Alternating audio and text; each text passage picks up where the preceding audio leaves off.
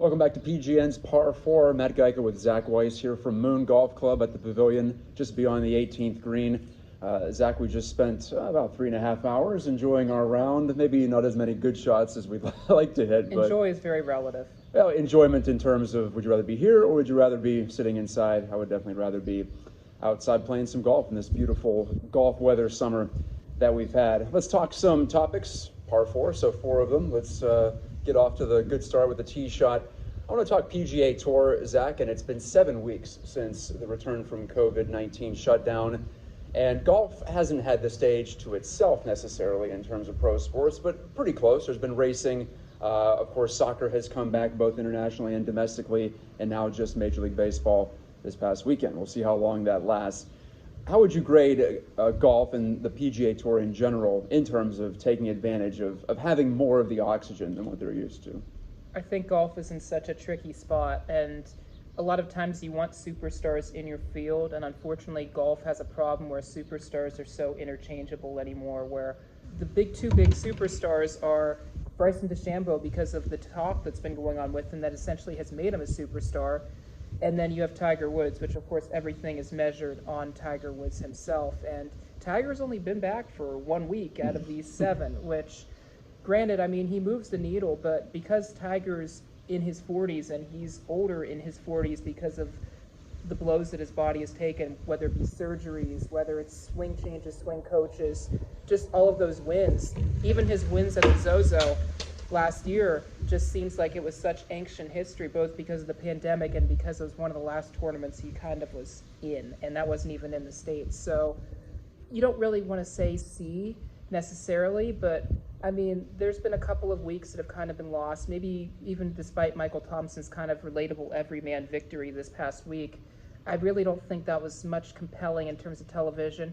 You could argue Jon Rahm's win last week wasn't really compelling television because the whole weekend was essentially a struggle, but it was a cakewalk because he was just so far ahead. So the only exciting real finishes, I mean, you had the Workday, which was exciting, but it was a tournament that only occurred because Illinois had essentially a state of emergency due to the pandemic. So something's lost in translation and something needs to move the needle. And it's on golf to figure that out. And really, in these 7 weeks, I'm not sure they've accomplished that.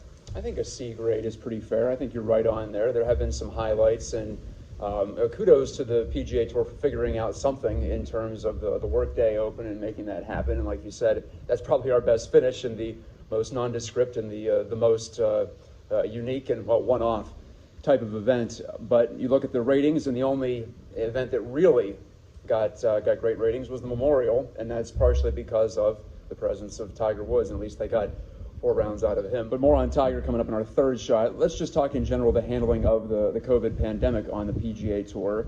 Golf has had the advantage because you're outdoors. So we've taken advantage of that at Pittsburgh Golf now for sure, being able to not play exactly as we would have if there was no such thing as COVID-19, but pretty close over the past 2 months or so. You're outdoors, you're naturally distanced from each other. So in that way, there was the advantage that golf had. And I think that outside of maybe a couple of hiccups early when they were trying to figure out the policy, I'm not sure that Brooks Koepka needed to sit out the Travelers Championship, I believe it was.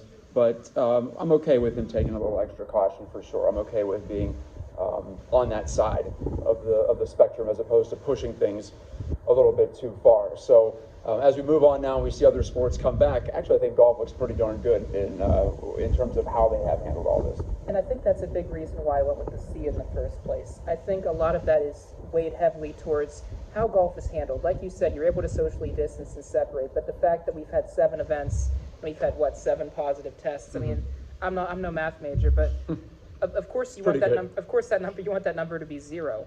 But the fact that it's only essentially 1 a week, and some guys are erring on the side of caution, they understand, hey, look, this whole thing is really throwing everybody for a loop, and some organizations have handled it better than others. It seems like basketball's, for the most part, early returns are positive.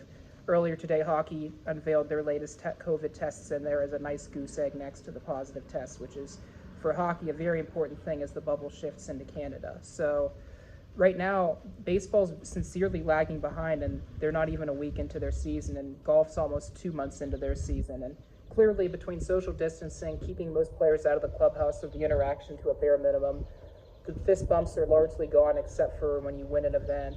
So the resources are there, maybe if your presence isn't necessarily there. So golf is doing about as good as it can right now.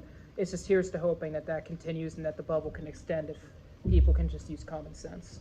Well, coming up, and we'll talk about this, PGA Championship with no fans at all, nothing on the premises. There's some gradual rollbacks in some of these restrictions.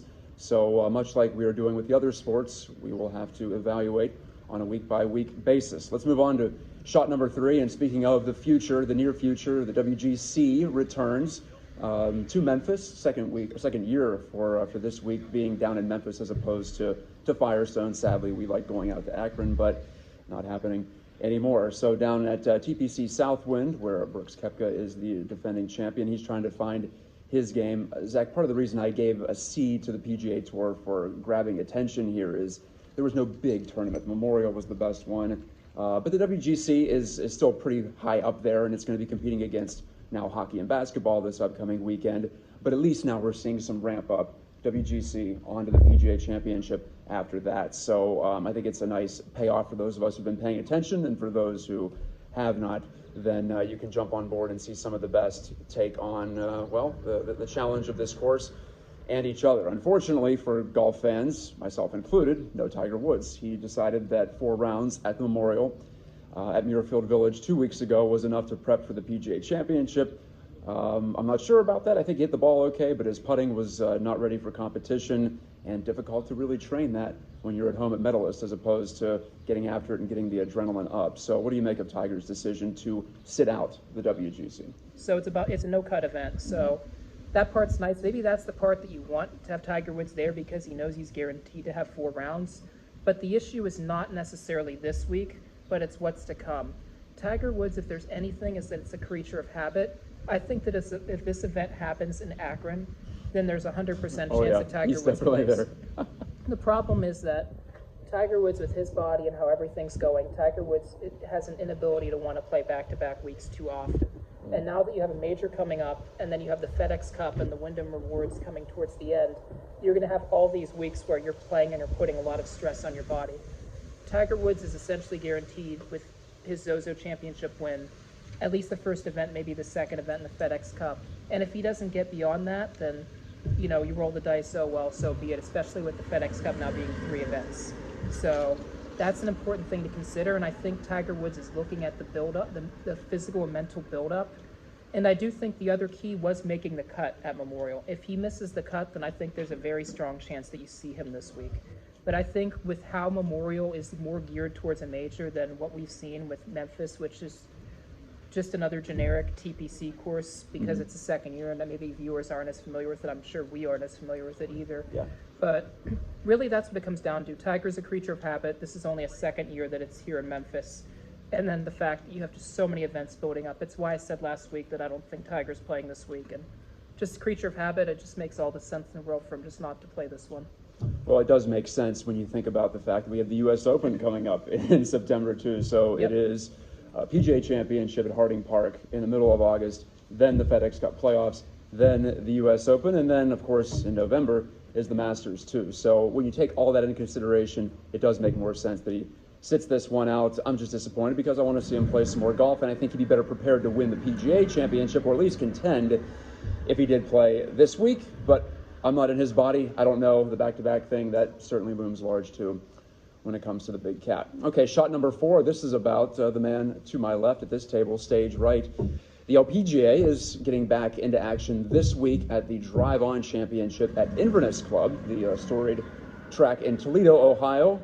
Just down the road in Sylvania, Ohio. The following week, though, will be the Marathon Classic, and Zach has been approved for credentials. He'll be inside the bubble for us.